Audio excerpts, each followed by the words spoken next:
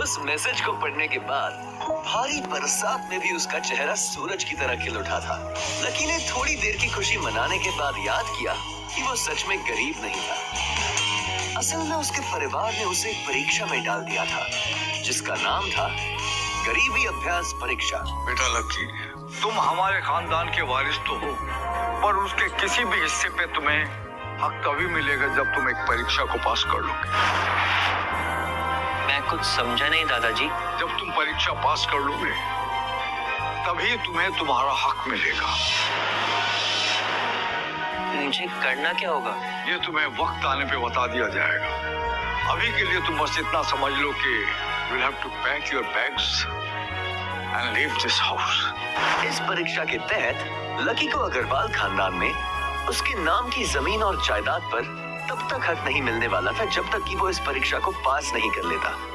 उसे 8 साल हो गए थे, इसलिए उसे ऐसा एहसास हो रहा था कि वो कभी परीक्षा को पास नहीं कर पाएगा और हमेशा हमेशा के लिए गरीब ही रह जाएगा।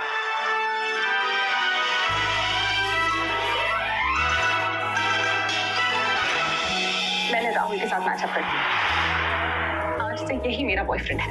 लकी ने होटल की तीसरी मंजिल की ओर देखा और डिंपल को मन ही मन कोसा। अच्छा वो चली गई, अब मिलना कभी। अगले दिन जब लकी की आंख खुली तो वो सीधा उठा और तैयार होकर शहर के सबसे बड़े बैंक न्यू सिटी बैंक पहुंचा। भाई अब इसमें से कौन सी गाड़ी लेगा? ये वाली? नहीं, वो वाली। न्यू सिटी बैंक न सिर्फ शहर का सबसे बड़ा बैंक था बल्कि वो सबसे अमीर बैंक भी था। वहाँ पर शहर के सबसे अमीर लोगों के ही पैसे जमा किए जाते थे। कहाँ दवाओं की बदबू और कहाँ ये खुशबू। वाह।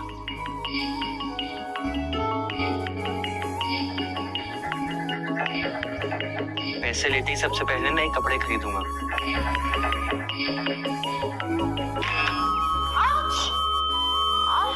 जल्दबाजी के चक्कर में वो एक सुंदर सी लड़की से जा टकराया। आई एम सो सॉरी, मैंने आपको देखा नहीं, प्लीज आप मुझे माफ कर दो। क्या सॉरी?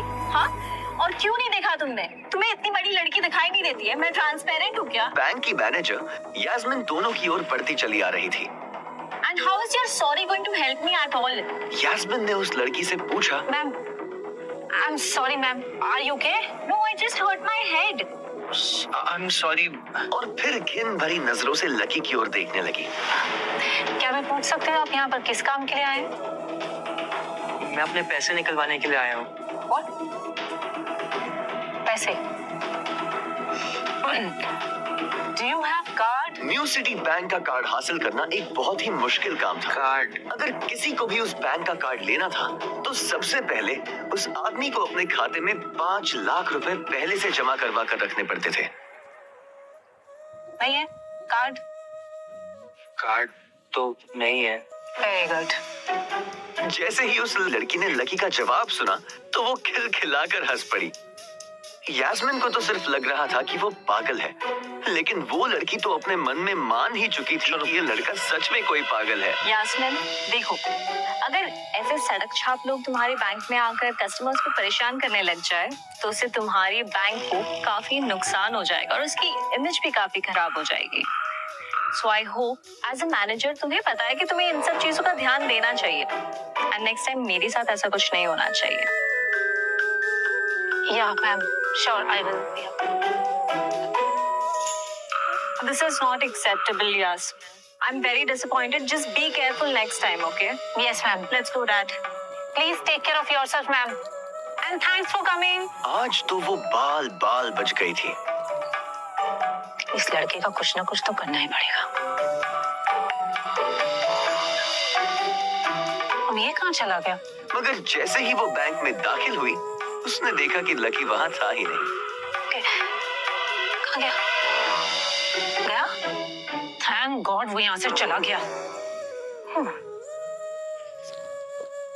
जैसे ही उसने आज के दिन की पहली फाइल उठाई थी उसे किसी की एक झलक दिखी और ये कोई नहीं बल्कि लकी ही था। उसने देखा कि लकी बैंक के वीआईपी लाउंज के बाहर खड़ा था।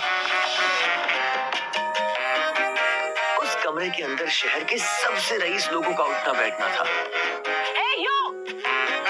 तुम जाओ वहीं रुके रहो।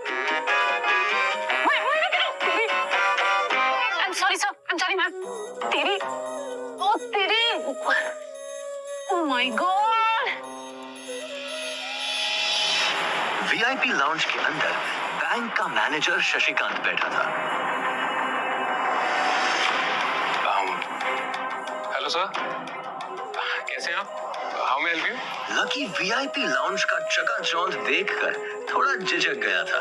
अरे कौन हो भाई, क्या चाहिए तुम्हें? मैं अपने पैसे लेने के लिए आया हूँ। तुम्हारे पास हमारा सुप्रीम कार्ड है? नहीं, अगर कार्ड नहीं है तो पैसे नहीं मिल सकते। चलो निकलो यहाँ से, आउट। नहीं, मैं अपने पैसे लिए बिना नहीं जाऊंगा। भले ही उसके पास कार्ड नहीं था, लेकिन इसका मतलब ये नहीं था कि वो अग्रवाल खानदान का लड़का नहीं है। अरे बोला ना एक बार, अगर कार्ड नहीं है तो पैसे नहीं निकल सकते, और वैसे भी पैसे होंगे तब तो निकलेंगे। चल बार बार आउट, निकलो। पैसे है तभी तो निकालने के लिए आया हूँ ना। देख तो सुबह सुबह फालतू की बकवास मत कर, चुपचाप यहाँ से निकल जा वरना गार्ड्स को बुला लूंगा, धक्के मार मार के बाहर फेंक देंगे तुझे। निकल।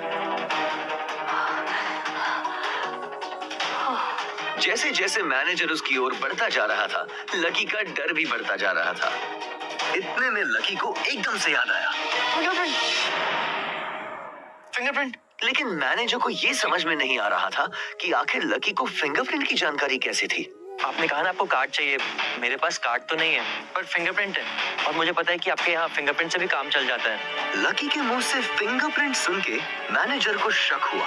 अच्छा, तो तुझे फिंगरप्रिंट एक्सेस चाहिए? रुक, ये लो। फिंगरप्रिंट चाहिए ना? इधर आओ, आइए, लगाओ अपने फिंगरप्रिंट्स।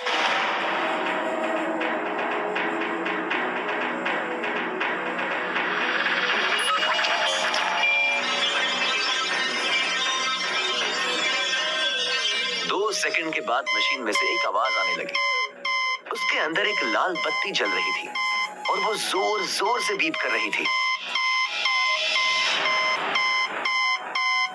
कमाल।